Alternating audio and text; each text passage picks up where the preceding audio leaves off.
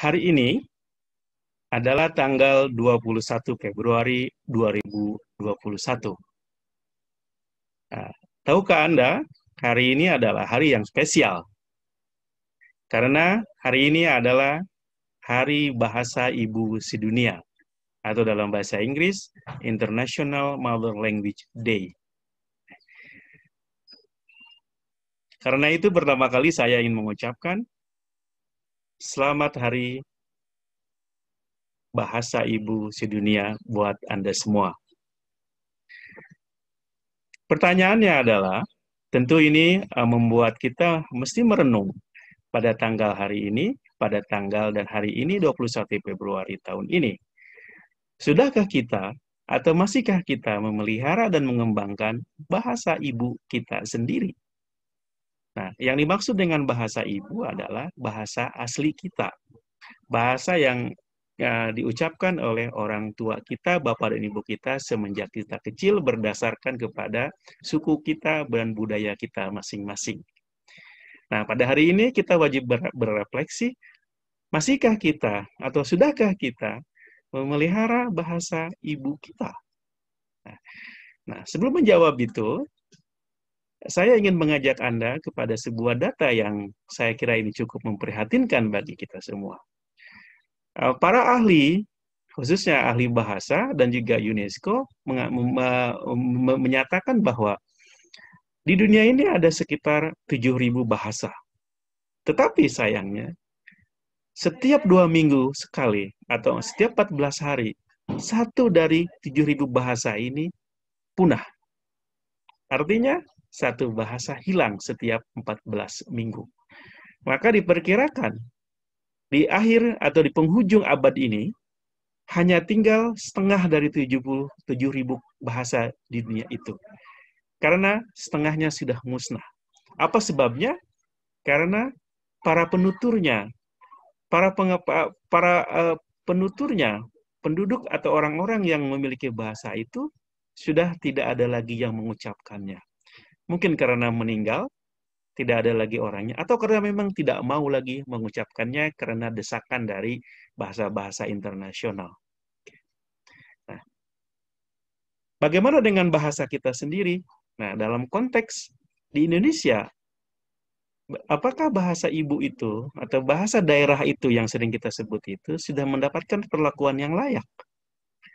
Tentu jawabannya saya kira tidak menggembirakan.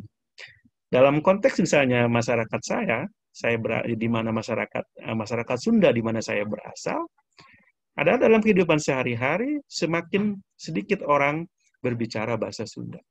Baik itu di rumah, di sekolah, di tempat kerja, dan di ruang-ruang tempat-tempat ibadah. Ya.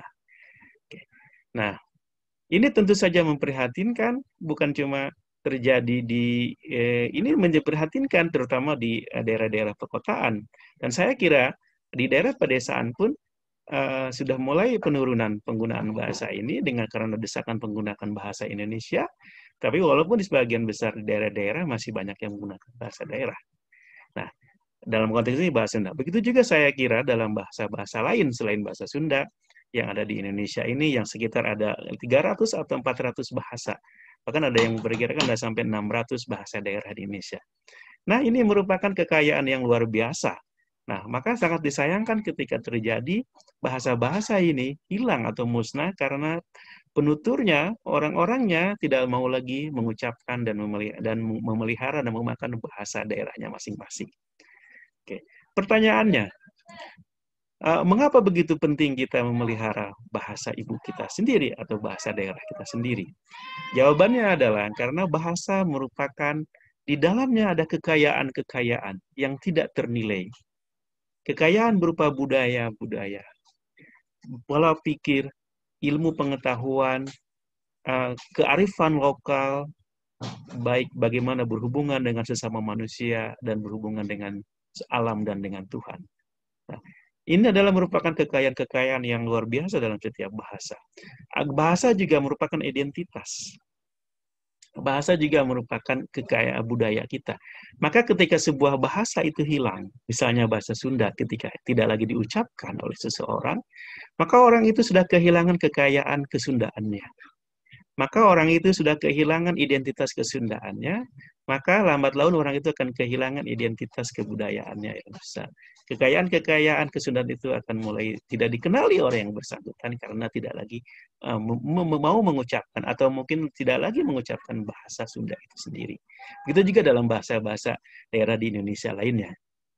Oke, nah ini akan merupakan sebuah kerugian besar. Oke, nah pertanyaannya sekarang, bagaimana caranya kita menghidupkan atau memelihara dan mengembangkan bahasa daerah kita sendiri, bahasa ibu kita sendiri? Oke, nah, ini memang pertanyaan yang tidak gampang. Oke. Tapi dalam pandangan saya setidaknya ada 3 langkah yang harus dilakukan, ya, baik oleh individu, baik oleh keluarga, oleh pemerintah dan oleh masyarakat umum. Pertama, pada tingkat keluarga. Kalau kita ingin memelihara bahasa ibu kita atau bahasa daerah kita, misalnya bahasa Sunda, maka di rumah itu bahasa Sunda harus diucapkan sehari-hari oleh orang tua kepada anaknya, oleh anak kepada orang tua, oleh anak terhadap saudara-saudara yang lainnya. Dengan ini adalah merupakan basis atau fondasi di mana bahasa akan insya Allah akan terjaga dan terpelihara dan tidak akan mengalami kemusnahan. Nah, sayangnya sekarang pun kita melihat banyak orang tua jarang berbicara bahasa daerah kepada anak-anaknya. Mungkin karena faktor practicality, karena faktor-faktor lainnya, ya. Nah, seperti itu. Oke.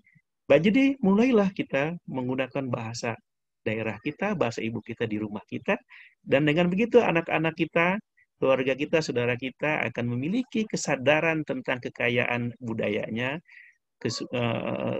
budayanya yang luar biasa sehingga dia nanti keluar dari rumah itu dia masih membawa budaya dan ingat akan budayanya itu sendiri. Nah, ini berat tapi kalau kita punya komitmen orang tua untuk berbicara dalam bahasa daerahnya kepada anaknya dan mendidik anaknya, ini tidak mustahil bahasa daerah kita akan terjaga. Kedua, di sekolah. Pemerintah sebaiknya tidak menjadikan pendidikan bahasa atau pelajaran bahasa daerah itu adalah muatan lokal. Karena ini merupakan semacam peminggiran bahasa daerah kita. Padahal sebenarnya Indonesia terbentuk dari daerah-daerah itu.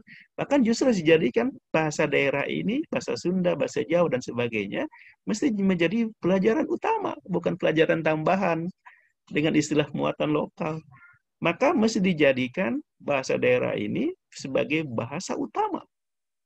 Pendidikan bahasa Indonesia sangat penting, betul juga bahasa Inggris di sekolah, tetapi jangan menghilangkan dan menghapuskan bahasa daerah di sekolah.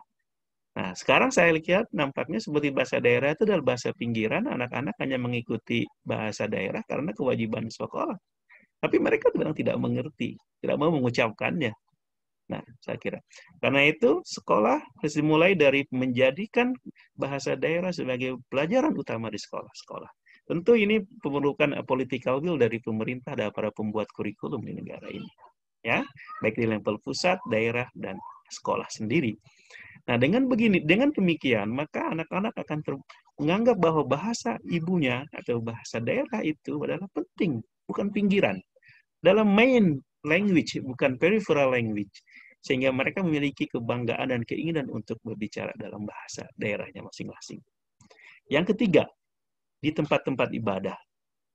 Nah, tempat ibadah, baik itu masjid, gereja, dan sebagainya, merupakan adalah sarana yang sangat penting. Sangat penting untuk mengembangkan karakter anak-anak kita dan masyarakat kita, yaitu dalam konteks ini adalah memelihara dan menjaga dan mengembangkan bahasa daerah kita. Oke, karena di sini adalah interaksi yang sangat intens antara tokoh agama dengan umatnya atau jamaahnya.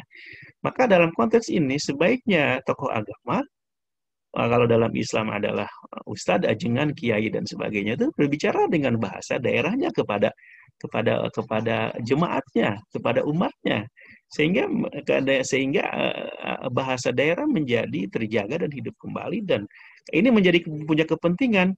Apalagi dengan menggunakan bahasa daerah, maka audiens kita, jamaah kita akan lebih mengerti sebagaimana kalau dalam konteks Islam misalnya Nabi pernah berkata, berbicara kepada umat itu, kepada orang itu sesuai dengan akal mereka dan sesuai dengan bahasa yang mereka miliki. Nah, dengan demikian sebenarnya ada keuntungan kalau tokoh agama menggunakan bahasa daerah dalam ceramah-ceramah agamanya, khutbah dan sebagainya. Secara agama akan lebih tersampaikan dan juga secara budaya ini akan memelihara agak bahasa kita sendiri. Dan dalam Islam sendiri, urf atau adalah adat itu sesuatu yang baik untuk dipelihara bila itu tidak bertentangan dengan nilai-nilai dasar agama Islam. Oke, nah ini adalah tiga tempat yang mesti menurut saya bisa dijadikan semacam tempat-tempat bagaimana bisa kita memelihara kembali, menjaga dan mengembangkan bahasa daerah kita. Nah, tiga hal ini adalah merupakan center atau pusat bagaimana agama bisa butuh bahasa bisa tetap terjaga dan berkembang. Sebagaimana bahasa kita yang sekarang ini, bahasa Indonesia dan bahasa ini bisa berkembang karena dibicarakan pada tiga tempat ini, yaitu rumah, sekolah, dan tempat agama, rumah-rumah agama. Itu juga kalau bahasa daerah ingin tetap hidup dan bahkan berkembang, maka di tiga tempat ini, yaitu rumah, sekolah, dan tempat ibadah, mesti menggunakan bahasa-bahasa daerah. Oke. Oke, apa untungnya kalau kita memiliki kemampuan bahasa daerah kita? Jawabannya adalah selain kita memang sadar akan identitas kekayaan budaya kita sendiri, identitas kita sendiri, ya, kita akan merasakan bahwa menjadi multilingual, yaitu orang yang memiliki banyak bahasa, itu sangat menguntungkan dalam hidup ini. Saya sendiri merasakan ini. Saya setidaknya bisa bicara 4 bahasa. Bahasa Sunda, bahasa Indonesia, bahasa Arab. Nah, ini dalam hidup saya merasakan manfaat ini. Nah, begitu juga kalau anak-anak kita minimal punya 3 bahasa ibu kita, bahasa daerah, bahasa Indonesia dan bahasa Inggris misalnya, itu akan menjadikan mereka nanti sarana-sarana atau fasilitas untuk mereka bisa menjalani hidup mereka dengan lebih baik, lebih mudah karena kemampuan bahasa ini. Apalagi kalau misalnya dijadikan bahasa sebagai profesi mereka. Nah, jadi menguasai banyak bahasa atau multilingual itu sangat bermanfaat baik bagi secara pribadi, secara budaya, secara negara dan secara secara pribadi, secara budaya dan secara kenegaraan. Nah, dengan kita menjadi multilingual, kita akan melihat kekayaan budaya kita sendiri, kekayaan negara kita sendiri. Dan budaya daerah adalah merupakan pondasi-pondasi dan bagian utama dari negara kita ini. Karena itu kita mesti jaga bahasa kita sendiri. Karena kalau tidak ada daerah, tidak ada Jawa Barat, tidak ada Jawa Tengah, tidak ada Kalimantan dan sebagainya, tidak ada Indonesia. Indonesia berdiri karena daerah-daerah ini. Karena mesti dipelihara. Daerah harus menjadi perhatian utama dari pemerintah atau siapapun itu. Ya. Oke. Karena itu, saya terakhir ini mengucapkan kembali lagi selamat Hari Bahasa Ibu Sedunia. Oke. Semoga kita bisa memelihara dan mengembangkan bahasa kita sendiri. Dalam bahasa Sunda saya mengucapkan Wilujeng bahasa Indung sadunia, mudah-mudahan orang sadayana diberi pasihan kemampuan kanggo ngajaga bahasa Sunda orang sorangan. Sabab bahasa Sunda merupakan indung orang sadaya, begitu kudu dijaga ke orang sadaya. Oke. Sunda adalah ibu bagi orang Sunda. Sebagaimana juga bahasa daerah lain merupakan ibu bagi para penuturnya di daerah masing-masing. Sekali lagi, selamat Hari Bahasa Ibu Sedunia. Mudah-mudahan kita lebih memiliki kesadaran untuk selalu menjaga dan memelihara kekayaan bahasa budaya kita sendiri. Terima kasih. Sampurasun. Assalamualaikum warahmatullahi wabarakatuh.